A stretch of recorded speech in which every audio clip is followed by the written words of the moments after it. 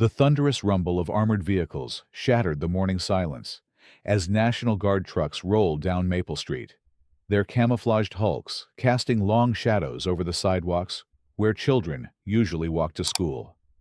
Parents clutched their phones with white knuckles, frantically calling relatives while news helicopters circled overhead like mechanical vultures.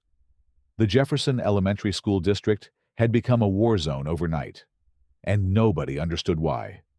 Sandra Martinez pressed her face against her living room window, watching soldiers in full combat gear establish a perimeter around Lincoln Middle School 3 blocks away. Her 8-year-old daughter, Maya, had been asking all morning why she couldn't go to school. Why the scary trucks were everywhere. Why Mommy kept crying. Sandra didn't have answers. None of the parents did. "Mom, are the bad people coming?" Maya tugged at Sandra's sleeve, her brown eyes wide with the kind of fear no child should ever know. Sandra knelt down, smoothing Maya's dark hair. "No, sweetheart. The soldiers are here to keep everyone safe. But you're staying home with me today." "Okay." The local news station had been broadcasting non-stop coverage since 5 in the morning. Breaking news banners flashed across screens throughout the neighborhood. Credible threat forces district shutdown. National Guard deployed to local schools. Students evacuated amid security concerns. But the details remained frustratingly vague, feeding a growing sense of panic that spread through the community like wildfire. Just 48 hours earlier, Dr. Marcus Washington had been reviewing safety protocols in his office, surrounded by binders full of emergency procedures and prevention strategies. As the newly appointed principal of Lincoln Middle School, he had made school safety his top priority. The 42-year-old educator had spent months developing comprehensive programs to address bullying, mental health support, and threat assessment. His innovative approaches had already begun showing results, with incidents down 30% and student satisfaction surveys reaching all-time highs. Marcus had grown up in this very neighborhood, attending the same schools where he now served as an administrator. His grandmother had cleaned these hallways for 20 years, instilling in him a deep respect for education and community service. After earning his doctorate in educational leadership from the state university, he had returned home with a mission to transform the district that had shaped his childhood. "We need to create an environment where every child feels valued and protected," Marcus had told the school board during his interview 6 months ago. His vision encompassed not just physical safety measures, but emotional and psychological support systems that would help students thrive. The board had been impressed by his comprehensive approach and unanimous in their decision to hire him. Karen Pemberton had been less enthusiastic about the changes. As a 20-year veteran of the district's administrative staff, she had grown comfortable with the old ways of doing things. Marcus's reforms threatened her established routines and challenged her authority over disciplinary procedures she had managed for decades. When he implemented new protocols requiring collaborative decision-making and restorative justice practices, Karen felt her influence diminishing. The tension had been building for months. Karen, a sharp-featured woman in her mid-50s with steel-gray hair pulled into a perpetual bun, had openly questioned Marcus's methods during staff meetings. She complained to colleagues about his soft approach to discipline, whispering that his policies would make the school unsafe for decent children. "He doesn't understand how things work here," Karen had confided to her friend Patricia during lunch in the faculty room. "These kids need structure, not hugs and therapy sessions." Marcus had tried to address Karen's concerns professionally, scheduling one-on-one meetings to discuss their philosophical differences. He recognized her experience and attempted to find common ground. But Karen remained resistant to change. Her attitude began affecting other staff members, creating an undercurrent of division that undermined the positive culture Marcus was working to establish. The situation came to a head 3 weeks ago when Karen violated the new conflict resolution protocol by suspending a 7th-grade student without following the required consultation process. The student, a young African-American boy named Jamal, had been involved in a minor altercation during lunch. Under the old system, he would have received an automatic 3-day suspension. Marcus's new approach called for mediation, counseling, and collaborative problem-solving. "I don't need permission to discipline troublemakers," Karen had declared when Marcus called her into his office to discuss the incident. "We all need to follow the same procedures." Karen, "That's how we ensure fairness and consistency." Marcus kept his voice calm and professional, despite his growing frustration. "Fairness." Karen's voice rose. "What about fairness to the good kids who don't cause problems? What about the safety of students who follow the rules?" Marcus had no choice but to write up a formal reprimand, documenting Karen's insubordination and failure to follow established protocols.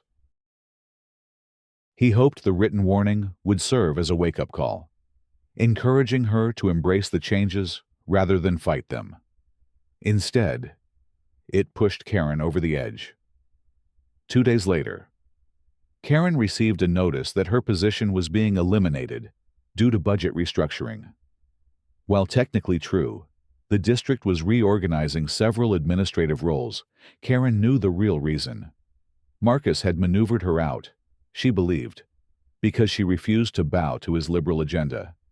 The dismissal letter, delivered on a Friday afternoon, felt like a personal attack on everything she had worked to build over 2 decades. That weekend, Karen's anger festered. She replayed every interaction with Marcus, every policy change, every slight she had perceived. Her husband Gerald tried to console her, suggesting she consider the termination a blessing in disguise, an opportunity for early retirement. But Karen wasn't ready to walk away. She wanted justice. She wanted revenge. Monday morning arrived gray and drizzling, matching Karen's mood as she cleared out her desk. Marcus had offered to let her finish the week, but Karen preferred to leave immediately. She packed her personal belongings with mechanical precision, each item a reminder of her years of dedicated service. The coffee mug from the 2015 Teacher Appreciation Day, the framed photo of her grandson's graduation, the ceramic apple given to her by a grateful parent. As she carried her cardboard box to the parking lot, Karen passed the main office where Marcus was meeting with parents about the upcoming science fair. Through the glass walls, she could see him gesturing enthusiastically, his face animated with passion for his work. The sight filled her with bitter resentment. He looked so confident, so sure of himself, so oblivious to the storm that was about to break. That evening, Karen sat in her home office, staring at her computer screen. She had been researching Marcus online, gathering information about his background, his family, his previous positions. Social media provided a wealth of details about his personal life, his wife's career as a nurse, their 2 teenage children, their involvement in community organizations. Karen absorbed every detail, filing away information that might prove useful. The idea came to her gradually, forming like a storm cloud on the horizon. What if Marcus wasn't the hero everyone thought he was? What if his reforms weren't about safety and inclusion, but about something darker?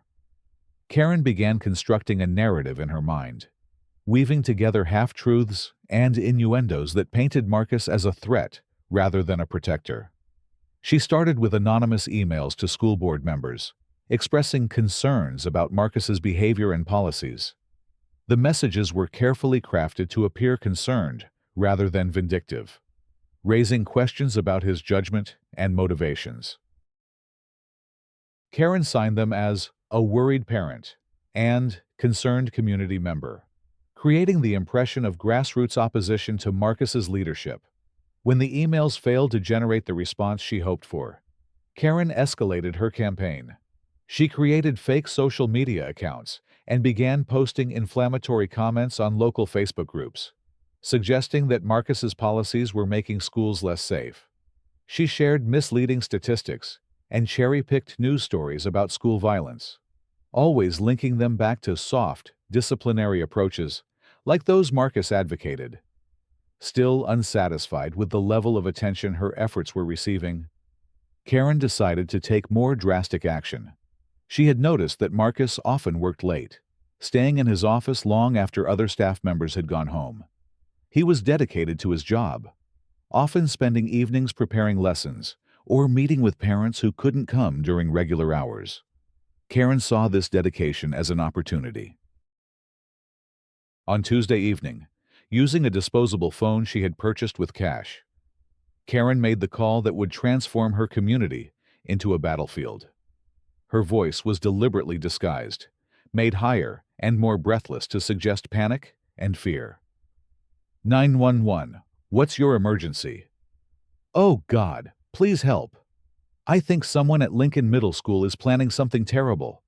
I overheard him talking about hurting children, about getting revenge. Please, you have to stop him before it's too late. The 911 operator, trained to take all threats seriously, began gathering information. Karen provided just enough detail to sound credible, while remaining vague enough to avoid immediate verification. She claimed to be a concerned parent who had overheard disturbing conversations, but she refused to give her name, citing fear of retaliation. Ma'am, I need you to stay on the line. Can you tell me exactly what you heard?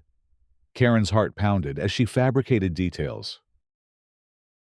He was talking about how angry he was, how the system failed him. He mentioned weapons, talked about making people pay. I think he's there now, at the school. My child said his car was still in the parking lot when they left today. Within minutes, patrol cars were racing toward Lincoln Middle School, their sirens wailing through the quiet suburban streets. Officers surrounded the building, establishing a perimeter while calling for backup. The SWAT team was mobilized, and the county sheriff's department dispatched additional units. What had started as a routine threat assessment quickly escalated into a full-scale emergency response. Marcus was indeed still at school, working on budget projections for the upcoming fiscal year. The fluorescent lights in his office cast harsh shadows across spreadsheets and policy documents as he analyzed enrollment trends and resource allocation. The first indication that something was wrong came when his desk phone rang at 8:47 p.m. Dr. Washington, this is Sergeant Collins with the police department. I need you to remain calm and listen carefully. We've received a credible threat concerning your school. I need you to exit the building immediately with your hands visible and walk slowly toward the main entrance. Marcus felt his blood turn cold. A threat. What kind of threat is someone hurt? Sir, I need you to follow my instructions exactly. Leave the building now and walk toward the officers at the front entrance. Do not make any sudden movements. Confusion and fear battled for dominance in Marcus's mind as he gathered his keys and wallet. The hallways that had felt familiar and safe just moments before now seemed ominous and threatening. Emergency lighting cast eerie shadows on the walls covered with student artwork and motivational posters. As he approached the main entrance, Marcus could see police cars with flashing lights surrounding the building like a fortress under siege. The moment Marcus stepped outside, officers swarmed him.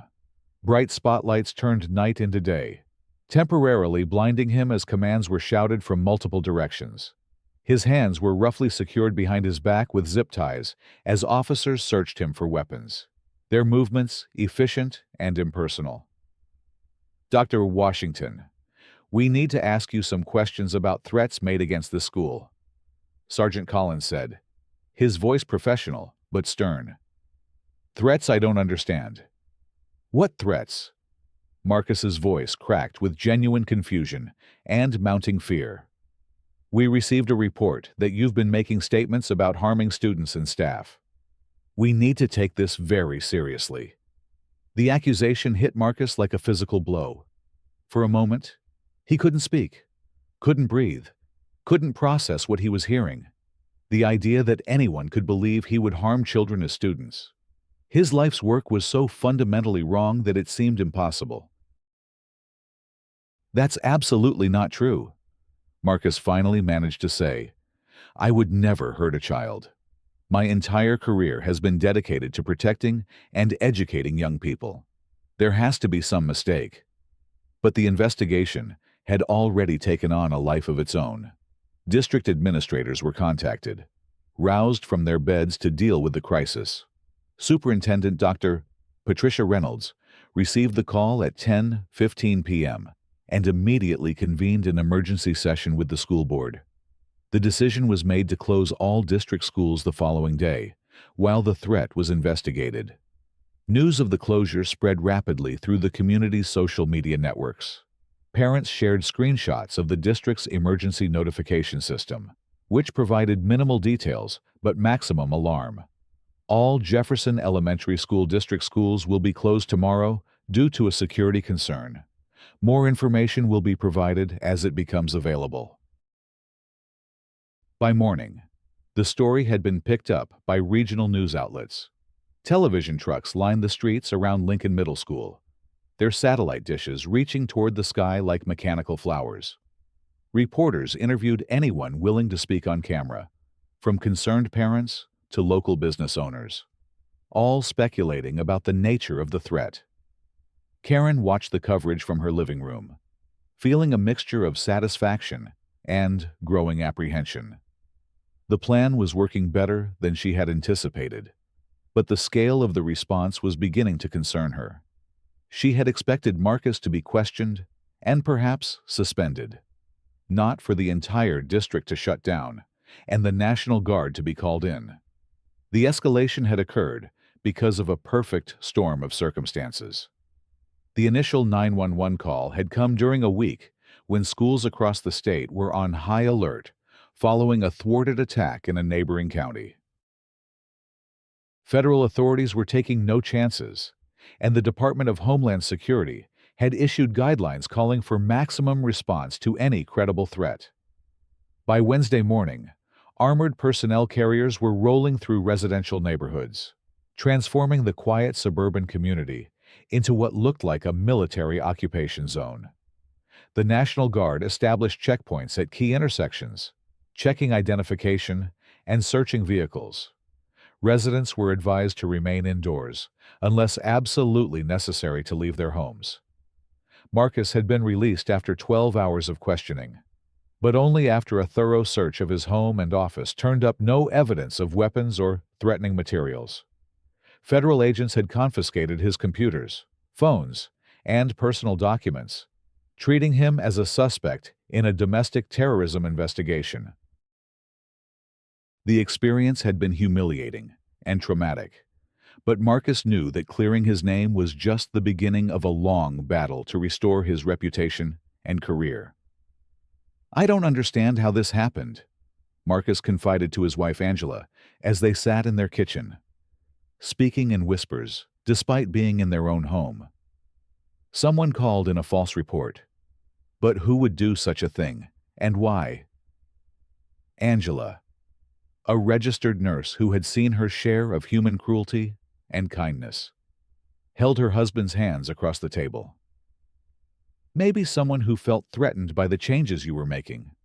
Someone who wanted to stop your reforms. The possibility had occurred to Marcus, but he couldn't bring himself to believe that anyone would go to such extreme lengths. The idea that a colleague or community member would fabricate a school shooting threat for personal revenge seemed too monstrous to contemplate. Meanwhile, FBI investigators were conducting their own analysis of the case. Special Agent Sarah Chen, a veteran of domestic terrorism investigations, had been assigned to lead the federal response. Her team had immediately begun tracing the 911 call, analyzing voice patterns, and examining phone records. They had also launched a comprehensive background investigation of Marcus, interviewing colleagues, students, and community members. What they found contradicted every aspect of the anonymous accusation.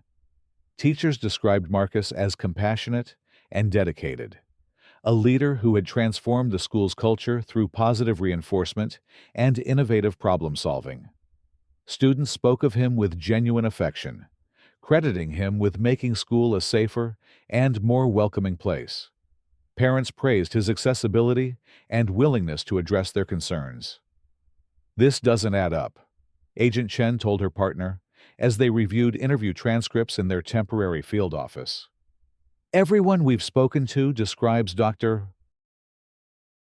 Washington as exactly the opposite of someone who would make threats against students. Either he's a master manipulator, or someone is setting him up." The technical analysis of the 911 call was equally revealing. Voice recognition software had determined that the caller was likely a middle-aged white female, contradicting her claim to be a young parent. Phone records showed that the call had originated from a prepaid device purchased 3 days earlier from a convenience store near the school district offices. Agent Chen requested surveillance footage from the store, hoping to identify who had purchased the phone. The grainy security video showed a woman in sunglasses and a baseball cap, but facial recognition software was unable to provide a definitive match. However, the timestamp and location suggested that the buyer was familiar with the area and had planned the purchase in advance. As the investigation continued, the impact on the community grew more severe. Local businesses were losing money due to the lockdown conditions. Parents were struggling to arrange childcare while schools remained closed. The constant presence of armed soldiers was taking a psychological toll on residents, especially children who didn't understand why their neighborhood had become a fortress. Dr. Reynolds called another emergency school board meeting for Thursday evening, hoping to address growing pressure from parents and state education officials. The meeting was held at the district office under heavy security, with National Guard personnel stationed at every entrance. "We understand the community's frustration with this situation," Dr. Reynolds began, addressing the packed auditorium. "But we must prioritize the safety of our students and staff above all other considerations." Board member Janet Morrison, a retired teacher who had worked with Marcus, raised her hand. "Patricia, what evidence do we actually have that Dr. Washington poses a threat? The FBI investigation seems to be raising more questions than answers." "I can't discuss details of an ongoing federal investigation," Dr. Reynolds replied carefully. "But I can tell you that we're taking every precaution necessary to ensure student safety." The evasive response frustrated parents who had come seeking answers. Voices were raised as questions flew from the audience. When would schools reopen? Was their principal really dangerous? How long would the military occupation continue in her living room? Karen watched the news coverage with growing unease. The situation had spiraled far beyond her original intentions. She had wanted to discredit Marcus and force his resignation, not transform her community into a war zone. The sight of armored vehicles patrolling past her neighbors' homes filled her with a guilt she wasn't prepared to acknowledge. But it was too late to turn back now. Admitting the truth would mean facing federal charges for making false threats, potential terrorism allegations, and the complete destruction of her reputation. Karen convinced herself that she had done the right thing, that Marcus had deserved whatever consequences followed. She had exposed his true nature, she told herself, even if others were too blind to see it. The breakthrough came on Friday morning when Agent Chen's team made a discovery that changed everything. While examining Marcus's office computer, they found evidence that someone had remotely accessed his email account 2 weeks earlier. The intrusion had been sophisticated enough to avoid detection by the school's basic security systems, but federal forensic specialists were able to trace the digital fingerprints left behind. The hack had been executed from a computer registered to Karen Pemberton. More importantly, the intruder had created and sent several threatening emails from Marcus's account to fake addresses, then deleted them from his sent folder. The messages contained violent language about making people pay and references to solving problems permanently. These emails appeared to have been crafted specifically to corroborate the claims made in the 911 call. "We've been played," Agent Chen said grimly as she reviewed the digital evidence. "Someone went to extraordinary lengths to frame Dr. Washington. This isn't just a false report. It's an orchestrated campaign to destroy his career and terrorize this community." Armed with warrants, federal agents descended on Karen's home at 6 a.m. on Saturday morning. The raid was swift and thorough, with agents seizing computers, phones, and documents, while Karen and her husband were detained for questioning. Gerald Pemberton watched in shock as his wife was handcuffed and led away, finally understanding the magnitude of what she had done. The forensic evidence was overwhelming. Karen's computers contained detailed research on Marcus's background, draft versions of the threatening emails, and a timeline of her campaign to discredit him. Her browser history showed searches for information about school violence, emergency response procedures, and federal terrorism laws. Most damaging of all was a deleted document titled "Making Him Pay" that outlined her plan to frame Marcus for terroristic threats. Under intensive questioning, Karen finally broke down and confessed to fabricating the entire crisis. She admitted to making the false 911 call, hacking Marcus's email account, and creating a fictional narrative designed to destroy his career. What had started as petty revenge for her job loss had escalated into a federal crime that traumatized an entire community. "I never meant for it to go this far," Karen sobbed during her confession. "I just wanted him to be questioned, maybe suspended. I didn't know they would call in the National Guard." Agent Chen felt no sympathy for the woman whose lies had terrorized thousands of people. "Mrs. Pemberton, your actions caused a federal emergency response, shut down an entire school district, and falsely accused an innocent man of planning mass violence. The consequences of your choices extend far beyond your personal grievances." News of Karen's arrest spread through the community with the same speed as the original crisis. But this time, the information brought relief rather than fear. Parents who had spent a week in terror finally understood that their children had never been in danger. The National Guard began demobilizing, and plans were made to reopen schools the following Monday. Dr. Reynolds called a press conference for Sunday afternoon, standing before a battery of cameras and microphones to address the community she served. Marcus stood beside her, his presence a powerful symbol of vindication and resilience. "The investigation has conclusively determined that the threats against our schools were fabricated by a former employee seeking revenge against Dr. Washington." Dr. Reynolds announced, "I want to personally apologize to Dr. Washington, his family, and our entire community for the trauma caused by these false allegations." Marcus stepped forward to address the assembled crowd, his voice steady despite the emotional toll of the past week. "I want to thank the FBI, our local law enforcement, and everyone who supported my family during this difficult time. This experience has been painful, but it has also demonstrated the strength and resilience of our community." He paused, looking directly into the cameras. "I also want to address the children who were frightened by these events. You are safe. You have always been safe. And when you return to school tomorrow, you will find the same caring teachers and staff who are dedicated to your success and well-being." The federal charges against Karen were severe and comprehensive. She faced counts of making false threats, interfering with federal investigations, cybercrimes, and domestic terrorism. The U.S. Attorney's Office made it clear that they intended to prosecute to the full extent of the law, seeking a sentence that would serve as a deterrent to others who might consider similar actions.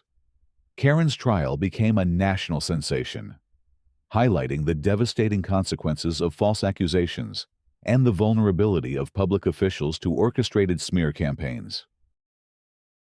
Expert witnesses testified about the psychological impact on communities when schools are threatened, the enormous cost of emergency responses, and the damage to trust in educational institutions. The jury deliberated for less than 4 hours before returning guilty verdicts on all counts. Karen was sentenced to 12 years in federal prison, with additional requirements for restitution to cover the costs of the investigation and community response. The judge's comments during sentencing were particularly harsh, emphasizing the calculated nature of her crimes and their impact on innocent children and families. In the months that followed, Marcus became a national advocate for school safety reform and protection against false accusations. He testified before congressional committees about the need for better threat assessment procedures and the importance of due process protections for educators. His experience, while traumatic, had given him a unique platform to address systemic issues that affected schools nationwide. The Jefferson Elementary School District implemented new security protocols based on lessons learned from the crisis. These included enhanced digital security measures, improved threat assessment procedures, and comprehensive training for staff and administrators. Marcus's original safety reforms were not only retained, but expanded, serving as a model for other districts facing similar challenges. Most importantly, the community had emerged stronger and more unified. Parents who had initially been suspicious of Marcus's progressive policies now understood their value and supported his leadership.